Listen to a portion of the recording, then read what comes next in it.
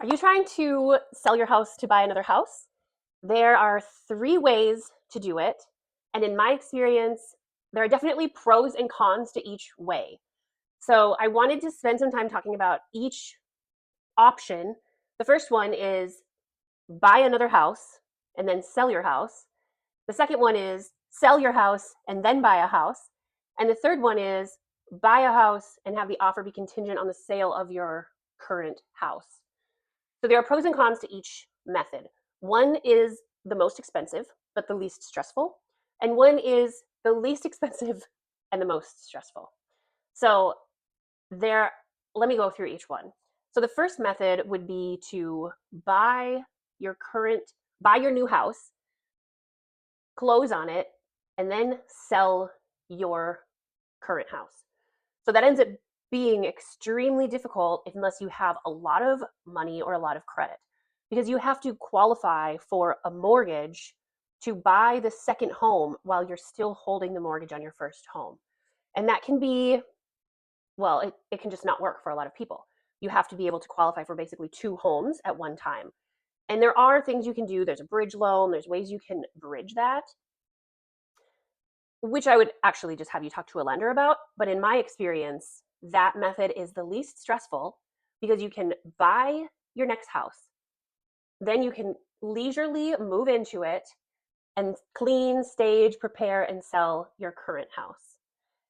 That is, it's pretty easy as far as like stress level. I don't want to say it's easier. It's the easiest of the three, in my opinion. The second way is to sell your house first, and then after you close, you can use that money to buy a new house.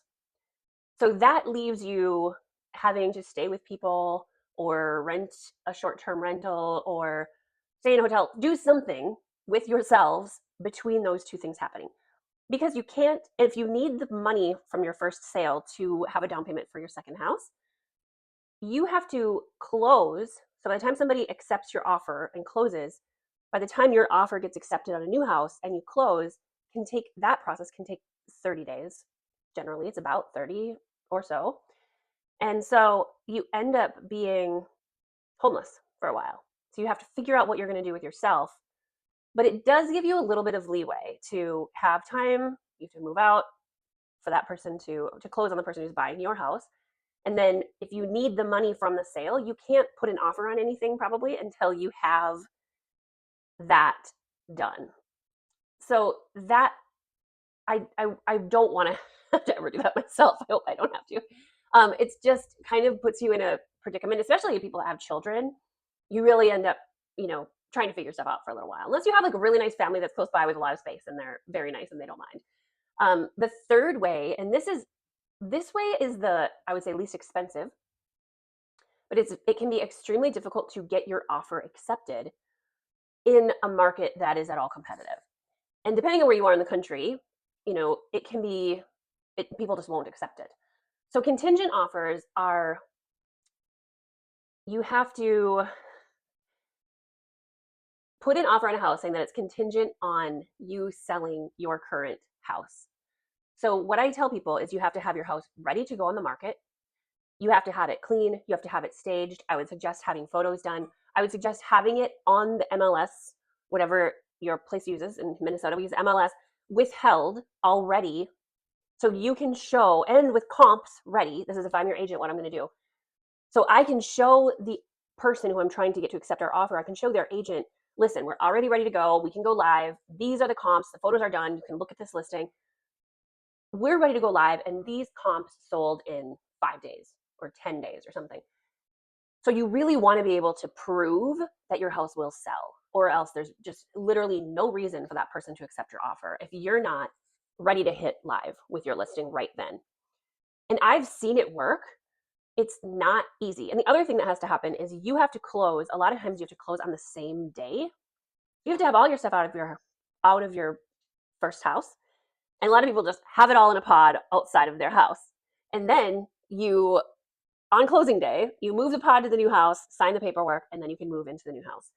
So you end up having to get it all done in one day, which I've seen it work. It's just not it's not easy to get accepted, and it can be the most stressful method, in my opinion, for a choice. But it is, the nice thing about it is that it is the least expensive. You can sell your house if you can get this offer accepted and still use that money to put your down payment on your new property. Basically, your title company will take the money from the sale and put it toward the purchase. And it works. It's just very timing sensitive.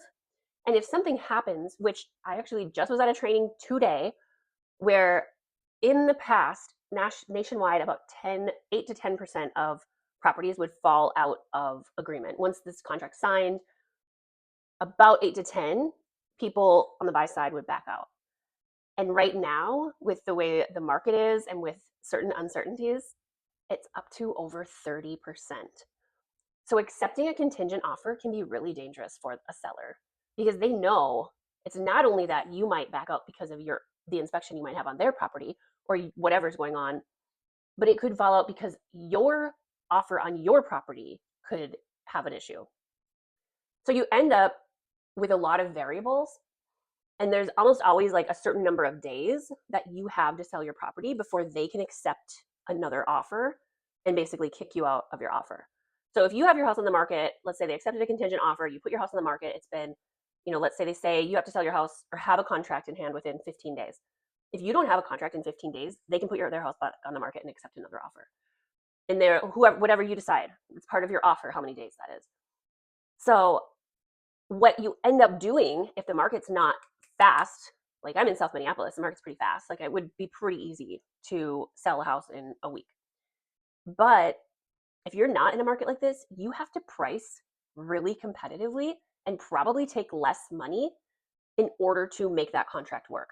So that's part of the deal. Like you think you're saving money because one of the things is like, if you were to buy your second house first and then sell, you have to pay like a different, like let's say you had enough money even to, I knew people that didn't have a mortgage on their first house. So they were able to buy their next house without a mortgage.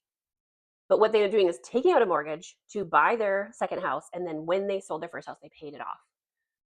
So that worked for them, but they did have to pay that origination fee to get the loan, because there's fees involved with taking out a mortgage. So what they saved themselves though, because a lot of times if you do contingent, and in their case, their house sold for well above asking and it was very good location, very fast. But if your house isn't in a very fast location, you might not save that money anyway, because you might have to end up pricing so competitively that you lose that amount to sell. So I'm not here to tell you which method I think is best. I think it really depends on what your situation is, what your situation, what your timeline, why you're moving. That can be a huge play into which works best. If you have kids, how many people, like what's going on in the situation, what are the things that will make it more stressful or more where you can maybe be a little bit more fluid with what you're doing. There are so many choices and so many reasons. So what I would say, my name is Jessica Skilar, by the way. I'm a realtor with EXP. I work in Minnesota and in Florida. If you want to do this or explore the ideas, give me a call. And one thing that I love to do is if you don't have an agent already, we have at EXP, we have a database of vetted agents, and I can see not only how busy they are, what they've done, but I can tell you like what agent would be best for your needs and vet the agent for you.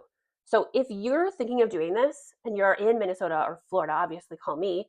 And if you are not, what I would say is call me, because I can set you up and refer you to an agent who I have vetted and is trustworthy and knows these processes. And because of these, if you have an agent that doesn't know what they're doing, what is it? This is something else I learned today. 71% of agents in the US didn't sell a single house last year.